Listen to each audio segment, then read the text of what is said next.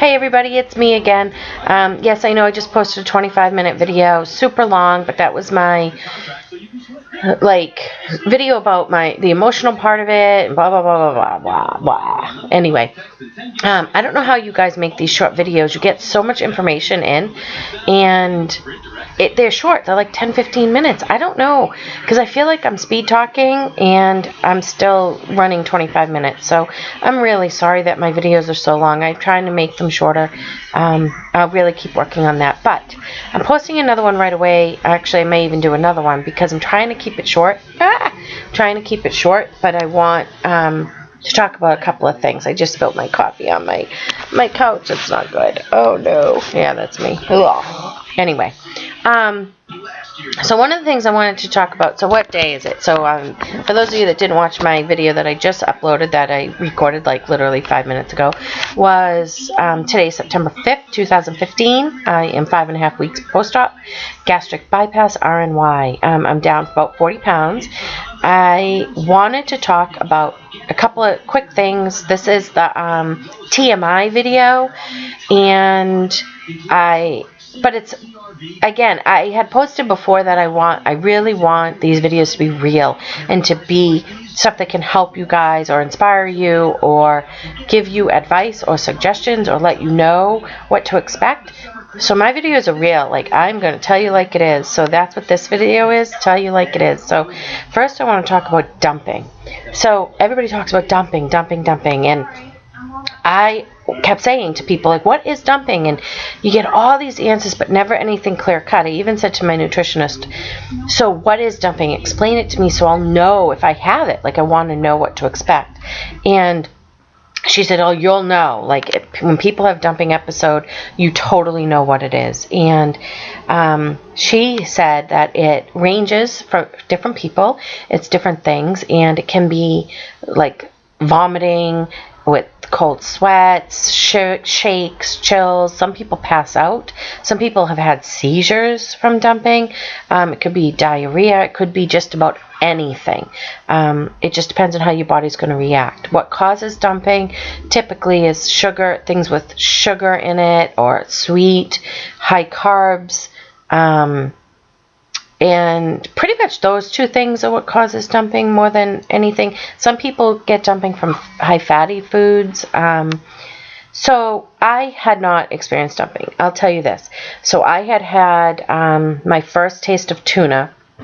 I think I was like 3 weeks post-op, or maybe 2.5, and I was allowed to go on to soft food. So I had some tuna, and I afterwards I got a terrible stomach ache, felt really bloated, kind of had to go to bed. Like, I felt so awful, I just went to bed. And that's my trick, by the way. It's making my family crazy, but when I start to feel sick, I just go to bed. So I can, and I try to go to sleep, so then I don't vomit, and I wake up feeling better. But anyways, I digress. So I just felt terrible, just felt lousy. Went to bed, slept, got up, whatever. So I emailed my nutritionist the next day, and I said, I think I had my first episode of dumping. I had tuna, and I felt sick, I felt bloated, I had a stomach ache, and I just felt kind of really tired and went to sleep. She goes, no, that's not dumping. And I'm like, what do you mean that's not dumping? I felt awful. It was the only time I felt that bad after eating this food. And she's like, no, that's really more of a reaction to eating something for the first time. I recommend you wait a week or so, try it again, and see what happens. So she said, if you ward off food as a no-go food, every time you have those symptoms, you'll never, ever eat anything. She said, so that wasn't dumping. You'll know dumping if you even experience it at all. So sure enough, like a week and a half later, I tried tuna again from a different thing. So I had made my tuna the first time. It didn't feel well. So I got a little bit of tuna from Subway, actually, believe it or not. Ate it, and I was fine. It tasted delicious. It went down. I felt more energized and better after eating it. It definitely was perfect. So last week I was really hungry at work. I was feeling kind of faint. I felt like, oh my God, I have not had enough nutrients. I'm running around work too much. I need to have something. So I got a scoop of tuna from their cafe, which is set up similar to Subway, and it was about 2 ounces, and about a half an ounce or maybe 3/4 of an ounce into the tuna salad that I was eating, all of a sudden I got this massive cramp in my stomach, severe pain, like, oh, and I was like, I can't eat this. So I threw it out, and then I started to get sweaty, and I ran to the bathroom. I thought I was going to vomit. I ended up, now this is the TMI part, I ended up with severe, like, horrible diarrhea. Of course, I had a bucket on one end and the toilet on the other, and I didn't vomit. I really honestly think it was out of sheer will. I try really hard not to vomit because I break all the blood vessels in my face, and it's not a pretty look. So I was like, oh, please don't vomit, please don't vomit, please don't vomit. But the whole time my mouth is watering, I'm sweaty, I was shaky, and the diarrhea was just unbelievable. The good part of it is it cured my constipation that I had been dealing with for the last 4 weeks. But so dumping is good for constipation if it's not good for anything else. But it was awful. I was sick for about 2 hours. I couldn't leave work. I was due to leave, like my shift was, like I was done, but I had to stay the extra hour because there was no way I could have driven home. I was so sick. So officially, I've had a dumping episode, and it is not fun. And when they say you will know what dumping is, they're absolutely right. You do know. So with that said, the other thing I wanted to mention real quick is the gas and the constipation. So with this being my TMI video, I wanted to talk about that because this is the hidden secrets of gastric bypass or weight loss surgery. I honestly don't know if sleevers deal with this, but I know I am. So all the videos and the people you talk to and the doctors and everything, they don't mention these two things. They don't. So what it is I developed some pretty significant gas following my weight loss surgery, and I was pretty constipated too. Actually, that's not the truth. So the first 2 weeks I had surgery, I had diarrhea, and like so bad, diarrhea so bad, and to the point where I had to carry around extra clothes with me, and I had like this little string sack bag that I had, extra pair of pants, like a sanitary pad in there, cloth, and underwear, because the diarrhea, like, you just don't even know you're going, and all of a sudden you're like, oh, I think I have to pee, and you go to the bathroom and you've like crapped yourself. I'm sorry, this is gross, I know you don't want to hear it, but it's the truth. It happens. And I was like, holy shit, what is up with this? Like, WTF, how does this happen? I'm an adult, like, who shits themselves? But it just happened. So I posted on the weight loss bypass support page, and it was like all of a sudden I had this key to this secret world, and it was like this unknown secret society about the terrible things of gastric bypass. Now let me tell you, I have read thousands of posts, and not one post was ever related to this. I don't know if people are shy talking about it, or if it is a stinking secret society, but I opened that key, and let me tell you, I had like 100 posts following that saying, oh yeah, it's a real problem, and this happens, and beware, and they went on and on and on and on, how it was such a huge problem between the diarrhea and the gas. The gas. Again, I'm speed talking because I'm trying to make this video short, but there's no way to make this video short when you're talking about this terrible stuff. The gas is so bad that I said to my husband, I totally see now why people get divorced after gastric bypass, because I stink. Like, I was grossing myself out. I'm sorry. I know this is terrible, but I have to tell you so you're not surprised. I was surprised. So when everybody was posting all of this stuff, one of the biggest common statements on there was, don't trust your farts. And I was like, yeah, no kidding. I learned the hard way. When they say don't trust your farts, they mean it. Like, seriously, don't trust your farts. Like, don't trust them. It's real. So I find myself, like, if I feel gas building up now, like, when you go, you would normally just go to, like, fart. Sorry, Mom. She's probably horrified that I'm using that word. Like, in my family, you don't use the word fart. Like, you toot, or you pass gas, or you just don't talk about it. So if she sees this video, she's absolutely going to be horrified. And I'm sorry, but it's a fart. And so I find myself now, if I have gas, I'm like, oh my God, don't trust your fart, don't trust your fart, don't trust your fart. And I'm literally holding it in. I feel like I'm going to explode till I can actually get to a bathroom. 9 out of 10 times it is gas, but there are those times that it's not gas. So whatever you do, don't trust your farts. So on that note, I did go to my nutritionist and doctor and found out a couple of things.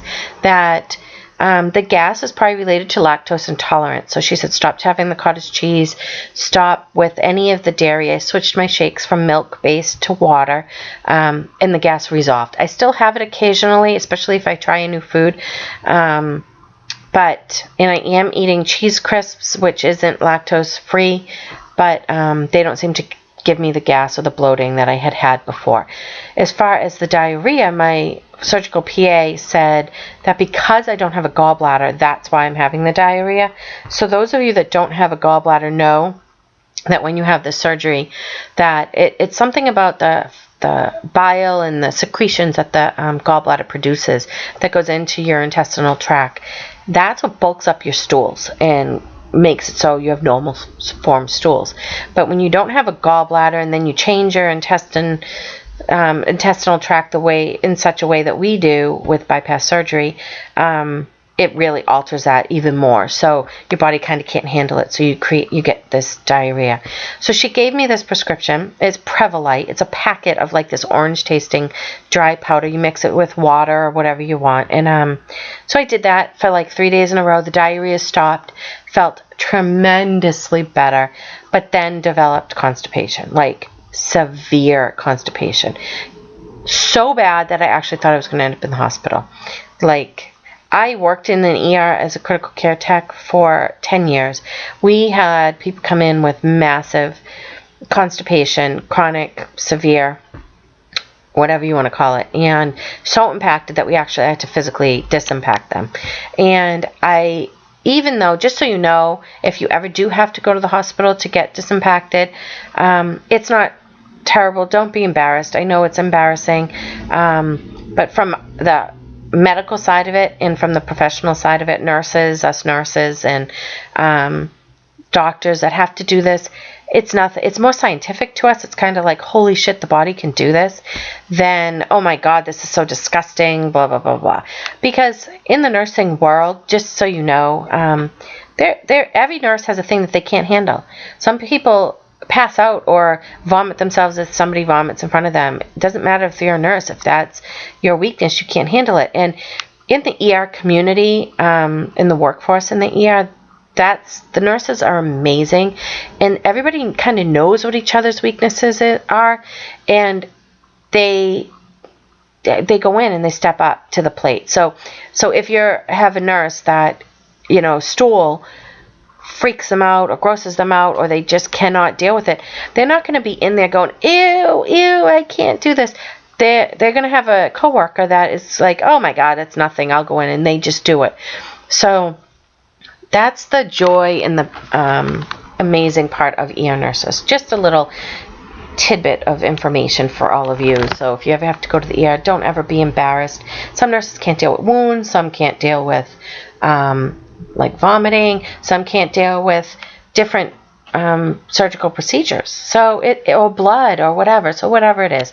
So it's not embarrassing. However, I was like, I am not going to the ER to have this done. I've done this on a million of people. I am just taking care of business myself, which I did. But it was unbelievable. I will tell you that when in the ER, some of the thoughts that I did cross my mind when we were in the process of removing stool from somebody. Hi, kitty. That's my baby. Hi, baby. Was, how does this happen? Like, how do people go from, oh yeah, I was fine, and now they're in the ER getting disimpacted. And I was like, did they not know that they were constipated? Like, why didn't they take care of this when it was just a little bit? I get it now. I totally get it. Like, I was having massive diarrhea, like I couldn't even control it, to all of a sudden 3 days later I was like, oh yeah, I haven't had a bowel movement in 3 days. And then all of a sudden it had advanced down and it was stuck. And I'm like, oh, I get it. It just happens. Like, once that impacted terrible stool decides to descend into your colon and rectum, and then there's nothing you can do.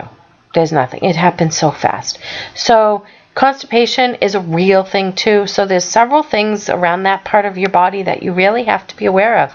So you're not going to be the exception. If you haven't had a bowel movement in a couple days, you need to do something. Get on Marilax. Take a stool softener. Do a suppository. Call your surgeon and say, hey, yeah, I haven't had a bowel movement in a couple days. What is safe for me to take so I can move this along so you don't end up impacted? No, kitty. You can't. Look. Let's say hi, everybody. No, you just want loves.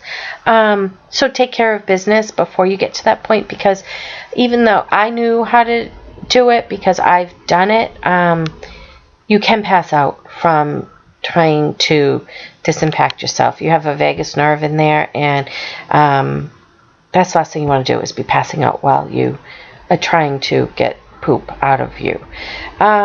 So sorry about the video. I know it's gross, TMI, but I just had to tell you all. And it's under 20 minutes, so I'm going to end right now. And I will put another one up soon. Thank you.